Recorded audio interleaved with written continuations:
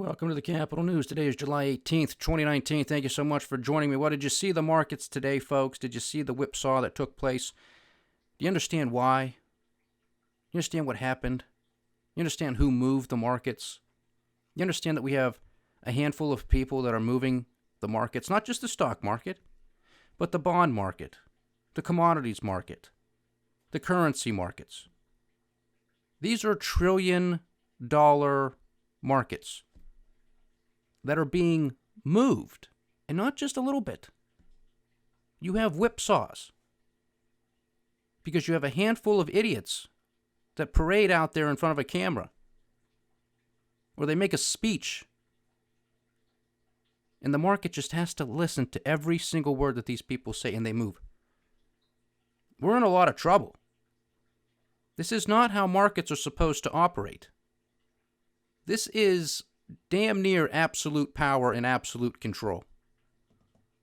Now, they want to try to get away with this in China or Russia or some socialist or communist country. You say, okay, well, that's par for the course. That's how they operate. That's not how it's supposed to be in the United States of America. That's not how it's supposed to be in Europe. It's not how it's supposed to be in Canada or Australia or many, many other countries around the world. It's not supposed to happen. It's not how this is supposed to operate. I shouldn't be surprised or amazed anymore, but this is just one after the other. And of course, today I'm talking about the president of the New York Federal Reserve, John Williams, because he gave a speech earlier today, and we're going to get to that shortly. But the markets were mainly trading down, and not by a lot either. Not by a lot today. I mean, the Dow was down about 100 points, but that's nothing big. That's nothing to write home about, especially once it's, just off of its all-time high. So that's nothing dangerous.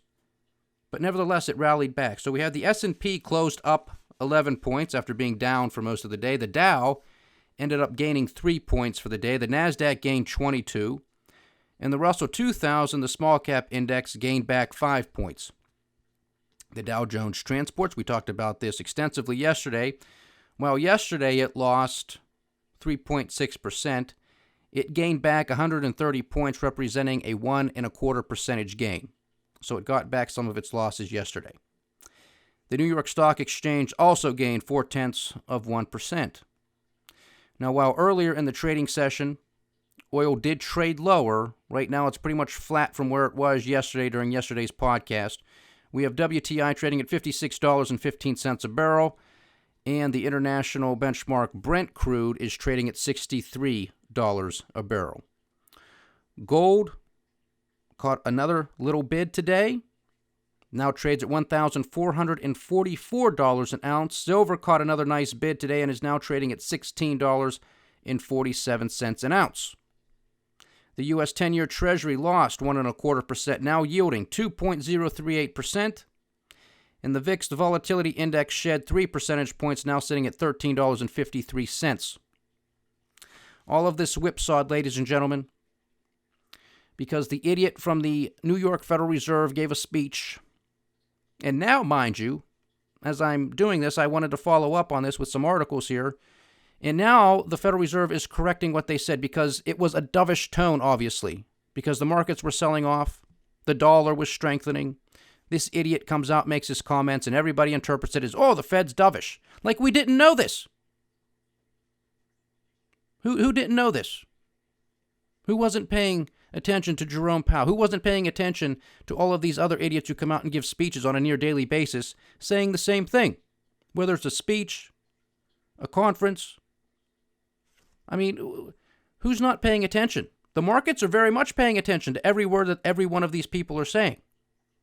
And it's not just our central bankers. They're listening to Christine Lagarde, the very recently former managing director of the IMF, because now she's ready to take over as the president of the European Central Bank. So get ready for lower negative interest rates and get ready for European quantitative easing. Because who knows how many institutions they're going to have to bail out. Because we have not heard or seen the last of Deutsche Bank, not even close. Not to mention many other banks that are on the brink in Italy, in Spain, in France, and maybe even in the UK, depending on what happens with Brexit. Oh yeah, don't forget, I didn't forget about Brexit. And don't forget either that Brexit is supposed to take place, deal or no deal, Howie Mandel, on Halloween, October 31st, which coincidentally is when Mario Draghi, the current president of the ECB, steps down and Christine Lagarde takes over. But in the meantime, we're still anticipating that there are going to be lower interest rates from the ECB, if not an outright pouring of liquidity through their version of quantitative easing beforehand, because they're going to want to be preemptive of Brexit, because everybody just wants to kick the can down the road. So they want to cushion as much as possible. There's nothing to cushion. It's all smoke and mirrors. It's all a power grab. So we have a correction from the New York Fed, because this guy, this idiot, shouldn't have said what he said. No, the markets, no, we want to come out and clarify. No, what he said, he didn't mean it. He didn't mean to be dovish. He was just simply quoting some research. No, it's not what he means. It's just what the other paper that he's quoting says. That's all it is. Here's an article from CNBC. New York Federal Reserve President John Williams was drawing from academic research when he said central bankers need to, quote, act quickly as economic growth slows. A representative for the central bank says as economic growth slows. Is he talking to President Trump? Because I thought this was the best economy ever. The spokesperson says those comments were, quote, not about potential policy actions. No, of course not. We just have a Federal Open Market Committee taking place in a couple weeks, but this has nothing to do with that.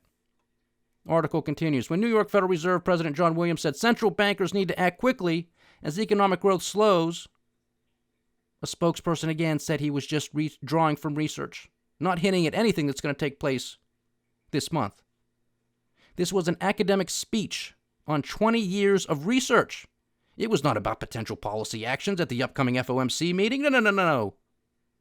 Earlier, Williams delivered a speech at the annual meeting of the Central Bank Research Association, what a party that must be, in which he said, quote, it's better to take preventive measures than to wait for a disaster to unfold.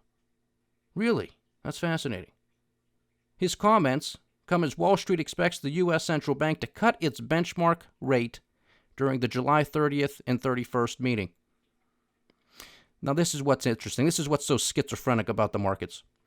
After Williams' earlier remarks, market expectations for a 50 basis point rate cut leaped to about 59%. Prior to his speech, predictions for a half-point cut had hovered between 20 to 30%. So they doubled or more than doubled. Later, Fed Vice Chair Richard Clarida said on Fox Business News that cutting interest rates quickly is a good strategy. Market expectations for a half-point cut surged even higher to about 69%. Unbelievable. But after the New York Fed spokesperson clarified Williams' comments, expectations for a 50 basis point cut fell to about 50%, only a few hours ago at 7 p.m. This is, schizophrenic. Where do they find these people? They must walk down past the asylum. They look and they say, that guy in the straitjacket over there, yeah, him. The guy's, and he's on lithium. Perfect. We want him. He's the economist we want to work at the Federal Reserve. Let's get him. This is another brainchild. You got to go back to Uncle Ben Bernanke, a couple chairmen of the Federal Reserve ago, who we talk about here all the time, who should be locked up for economic crimes against humanity. This is another brainchild of his, having all of these yahoos come out and, quote, be more transparent. Tell the markets what we're going to do, what we're thinking. They don't know what they're thinking. They don't even know what they're talking about. Because if you come out and you give a speech, a prepared speech, and then you make these comments, and then you have to have a spokesperson for the Federal Reserve come out after, of course, always after. Well, after the market closed, mind you, not during. After it's rallied, and you've got a positive close for the day, then they can come out and say, oh, no. He didn't mean to say that. He was just quoting research.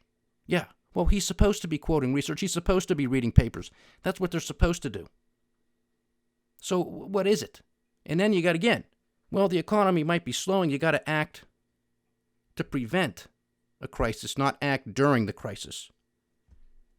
How many types of policy tools is the Federal Reserve going to have if this doesn't work? What happens if the economy still goes down while we continue to cut interest rates? We're already at a low bound here, people. We're at historically low interest rates. How much lower do you want to go? You want to go back to zero? You want to follow Europe into negative territory? Is that what you want to do? That's seemingly what the President of the United States wants to do. We'll never be a socialist nation. Never. Well, then why do you want to follow the socialist policies of the Europeans? Why do you want to follow what you claim to be as currency manipulation from the communist Chinese? Why do you want to follow commies and socialists if we're never going to be a socialist nation? You got to square that circle. Is this helping your base, Mr. President? Is this helping the American people, particularly the middle class? Not even close. You devalue the dollar, it's going to take more dollars to buy the same amount of goods. This is ridiculous. This is the financial world of Oz. This is the back and forth. This is why I have to talk out of both sides of my mouth, which I really don't like doing. But this is the world in which we live. That's why you can have a melt-up. And that's why you can have a meltdown, because these people are pulling the levers. And you have the world just sitting on pins and needles waiting for every word that they're saying. Even when they retract it, they don't care. Right now, you have the Japanese markets open. They were down 2% yesterday.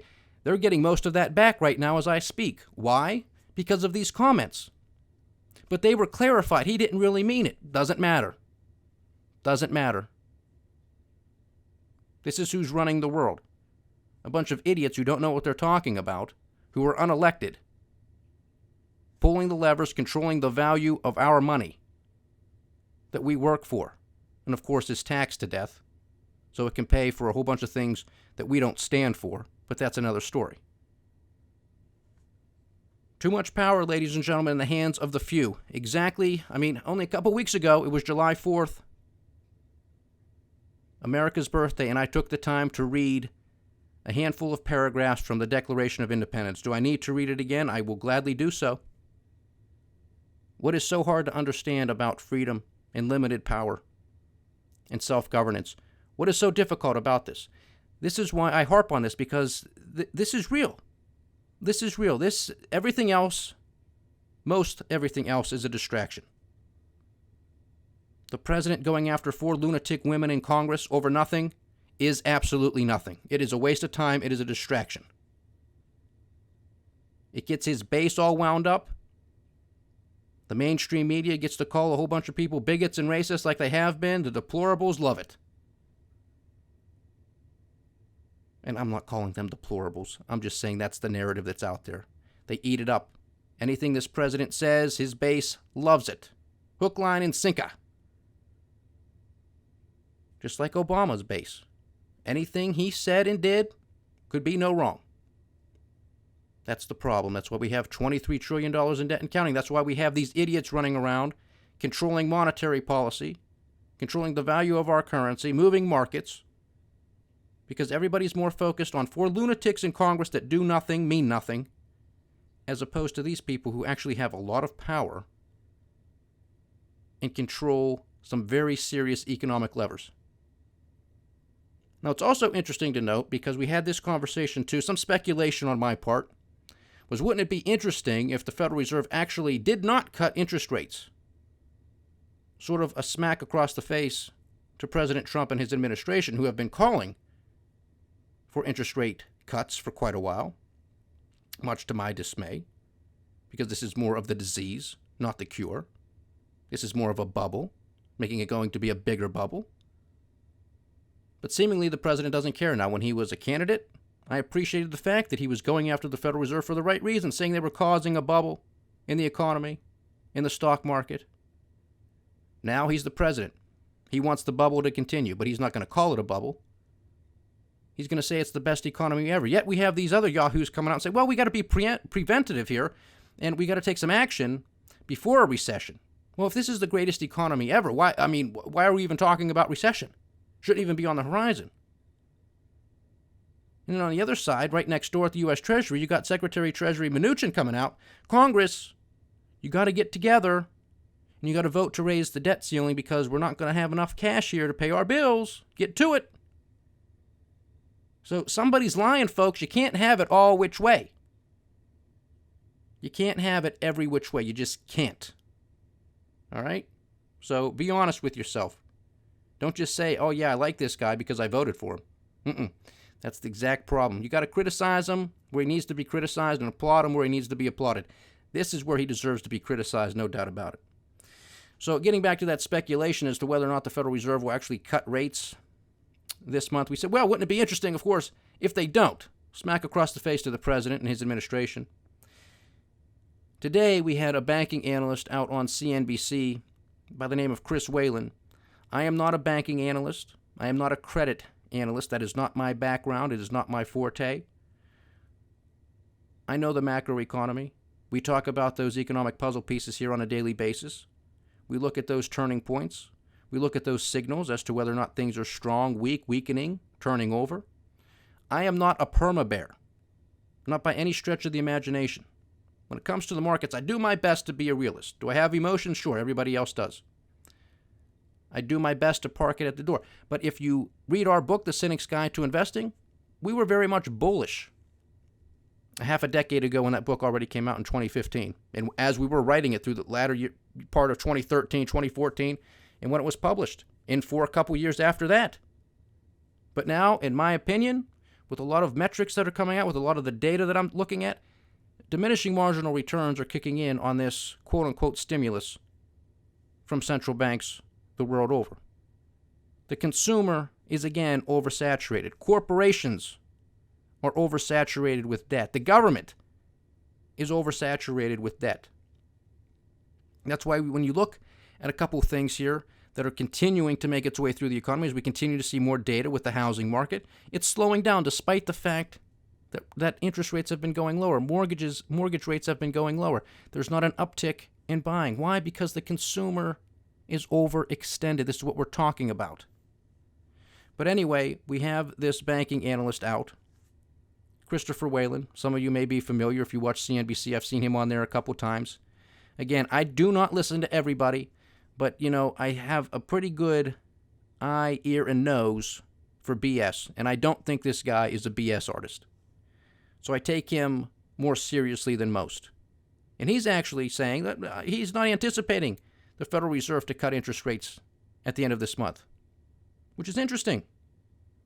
Instead, he's saying, well, they're probably just going to end quantitative tightening, and then they'll make a speech. They'll again hint at something coming later, because you have to remember, folks, there is not a Federal Reserve meeting in August.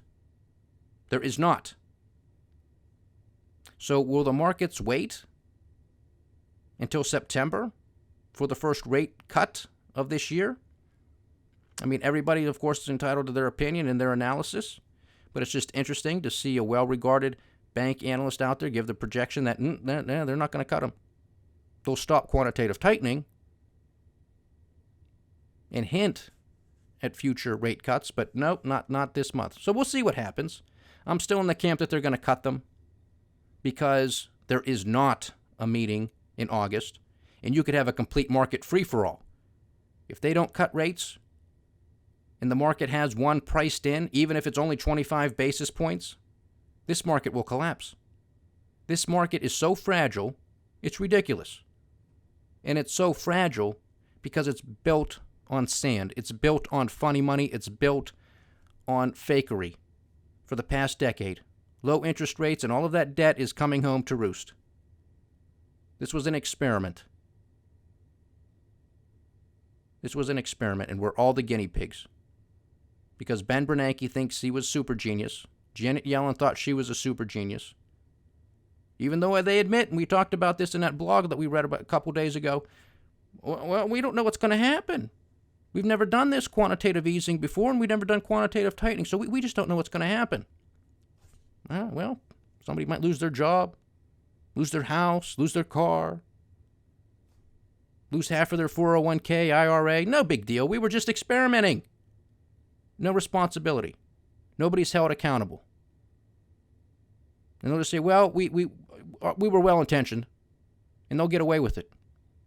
These people will get away with it. all we're doing is kicking the can down the road, folks. So we'll see what happens. It's going to be an interesting couple of weeks. I do believe there is a silent period, though, thankfully, meaning that officials from the Federal Reserve, they have to shut their mouths for like the last week before the Federal Reserve Federal Open Market Committee meeting. So at least we won't have to hear from them for maybe a week. I think there's a dark period, if I understand that correctly. But in some other news, some political news, what's been going on this week? We've had escalation, de-escalation. Of course, we're talking about the U.S. versus Iran. So Iran allegedly seized a small ship. The U.S. is continuing to send other Navy vessels into the Persian Gulf, the Strait of Hormuz. And now it's been tit for tat. Today, the president announced that the United States shot down an Iranian drone. They got too close to one of our Navy vessels. From the reports that I read, the drone allegedly was about 1,000 yards away from our vessel. And in the name of protection and defense, we shot it down. So we're tit for tat. The Iranians shot down one of our drones. We shot down one of the Iranians. Fantastic.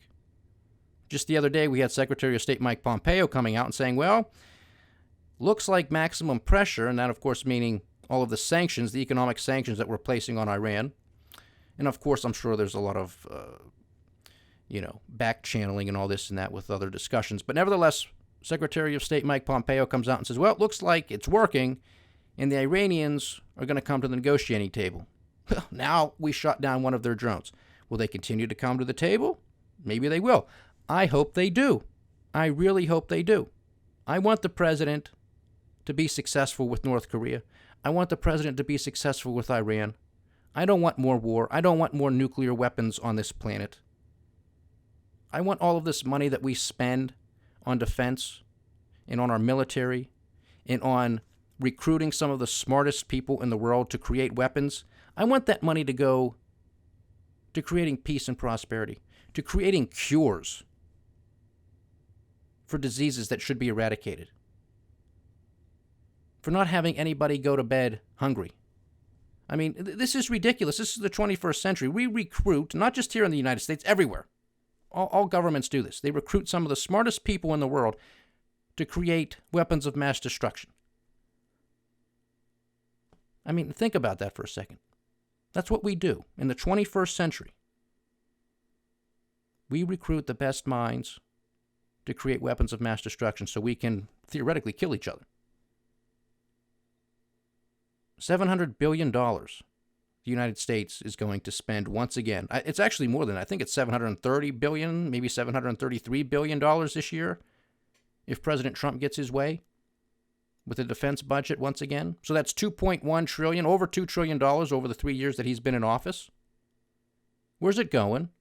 Is it all accounted for? Because the president, even when he was a candidate, was saying that the U.S. military is depleted. Well, if you go back and you look at the expenditures under the Obama administration, you're talking about trillions of dollars there too. So, is the president telling the truth? Was it depleted? And if it was, where did all of those trillions of dollars go? Is Obama being investigated? Are the secretaries of defense under his administration being investigated? Where did all that money go? If the military and the Defense Department was truly depleted. And if it wasn't, where's Trump putting all this money? Where's it going to? This is a lot of cash, ladies and gentlemen. And we don't have it. We have to raise the debt ceiling. We don't have it. We're borrowing all this money from the rest of the world. You know, the president, Donald Trump, he likes to come out and say, the United States is the piggy bank of the world. Wrong, Mr. President. We used to be the piggy bank for the rest of the world following World War II, when we had a manufacturing base in this country, when we had a true economy, or at least more true, I should say, more fundamentally honest. Now we borrow from everybody. We borrow from everybody. That means the rest of the world is our bank. And we just export a lot of our inflation through money printing, and it goes to other countries. And it's here too. It's most definitely here too. That's why you hear a whole bunch of cries for a $15 minimum wage. It's not because everything's fantastic. It's not because everything's affordable. It's because everything is not affordable. Now, I don't want to go down that rabbit hole. We'll save that for another day. But this is all connected. It's what I try to explain here. It's what we do in our book, The Cynic's Guide to Investing. We talk about a whole bunch of data points, a whole bunch of topics, and then we tie it all together, connect the dots. Oh, I see. Now that's not this. This is connected to that. It's quite amazing. And I'm not going to sit here and pretend to know all of the interconnectedness of everything because it's quite complex, but it's very fascinating, it's very interesting, and it's worth your time and effort to better understand it, especially if you're an investor, especially if you want to be an informed citizen. Because it's very rare to have any type of issue, whether it's political, economic, anything else, in isolation. Somewhere down the road, it's going to be interconnected with something. There's going to be a ripple effect somewhere down the line. So again, let's pray for peace and prosperity, that the President of the United States can reach an agreement with Iran, that Iran will come to the negotiating table, and we can de-escalate this. We don't want it. We do not want nor need another war. We can't afford it. We don't need the bloodshed. Enough's enough. But we'll see what happens. On the economic front, the Federal Reserve needs to be abolished. I talk about this every day. I mean, these people give me enough ammunition. It's unbelievable. Are you awake? Pay attention. Because I know football season's coming out, in a couple months already, and my God, I'm probably going to lose everybody. But just stay focused the best you can. Don't pay attention to the 4 lunatics in Congress and Donald Trump tweeting all this nonsense. Pay attention to the grand prize. Pay attention to the true root causes of the problems that we face. You want to start solving them? End the Fed, abolish the federal income tax. I'll say it every single day and do so gladly. Thank you so much for joining me today, ladies and gentlemen. It's been a pleasure having you as always. Please like, share, subscribe, get the word out. Leave your comments. We do love hearing from you. This is the Capital News. I am Alex Karitis. Godspeed.